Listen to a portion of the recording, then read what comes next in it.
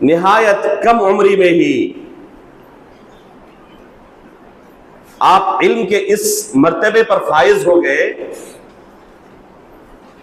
जिस मकाम और मर्तबे तक पहुंचने के लिए दूसरों को सालों साल लगते हैं, फिर भी उस मकाम तक नहीं पहुंच पाते।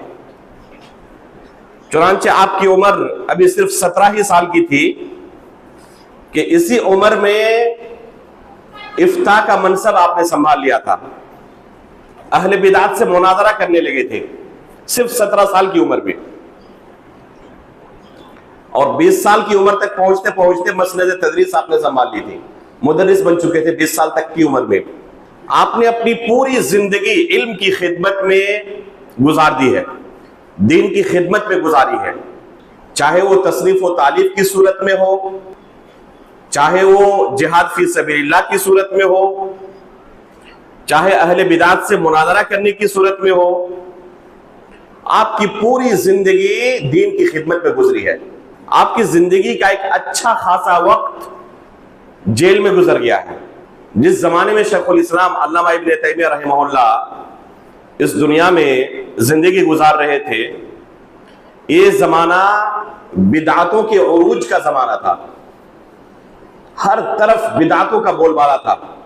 एक ऐसे जमाने में शेखुल इस्लाम ने बिदात और अहले बिदात से जंग शुरू की थी और अपनी पूरी जिंदगी इसी काम के लिए वक्फ कर दी। चुनांचे दोस्त से कहीं ज्यादा इनके दुश्मन थे।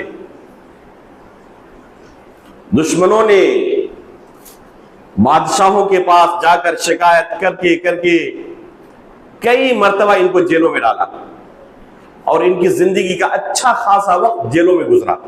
तकरीबन 7 मर्तबा जेल गए और पूरी मुद्दत अगर मिलाई जाए तो तकरीबन 5 साल की मुद्दत निकलती है सिर्फ जेल के अंदर जो गुजरी उनकी जिंदगी की, जिसका एक एक मिनट कीमती हो, दीन की खिदमत के लिए गुजर रहा हो। उसकी जिंदगी के 5 साल आप अंदाजा लगा सकते हैं कि कितनी बड़ी मुद्दत है। यहां तक कि उनके साथ दुश्मनी लोगों की इस कदर बढ़ गई कि उनकी किताबों पर बैन लग गया। उनकी किताबों को कोई पढ़ नहीं सकता, कोई बेच नहीं सकता, कोई नस्ख नहीं कर सकता, कोई मार्केट में ला नहीं सकता। यहां तक कि लोगों के घरों पर छापे पड़ते और किसी के पास उनकी किताब मिल जाती तो उनको भी सजाएं दी जाती। उनकी किताबों को ढूंढ ढूंढ कर दुश्मनों ने क्या किया, खत्म करना शुरू किया, दुनिया से नेस्तो नाबूद करना शुरू किया। लेकिन जिसकी हिफाजत अल्लाह करे, कोई पूरी दुनिया की ताकत उसे खत्म नहीं कर सकती।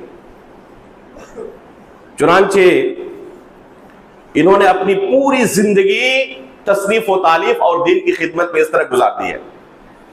इन्हें अपने वक्त की किल्लत का इस कदर एहसास था कि जब कोई किताब लिखना शुरू करते तो इंतहाई तेज रफ्तारी के साथ लिखते, यहां तक कि पढ़ने वालों के लिए पढ़ना मुश्किल हो जाता। उनके जो खुतूत मौजूद हैं, मैंने अपनी फेसबुक टाइमलाइन पर एक आध सफा नशर भी किया था। शेख उज़ैर शम्स रहमहुल्लाह इनके खुतूत पढ़ने के बड़े माहिर थे। उन्होंने एक किताब मुझे हदिया की थी जिसके आखिर में शेखुल इस्लाम इब्न तैमिया रहमहुल्लाह की तहरीर, उनके हाथ की लिखी हुई तहरीर मौजूद है। उसके कुछ सफ़ात मैंने एक मरतबा फेसबुक टाइमलाइन पर नशर किए थे, उसे देखें। घंटों तक कोशिश के बावजूद शायद एक सत्र भी आप ना पढ़ सके। तो इंतहाई तेज रफ्तारी के साथ लिखते थे क्योंकि उनके पास वक्त की किल्लत थी।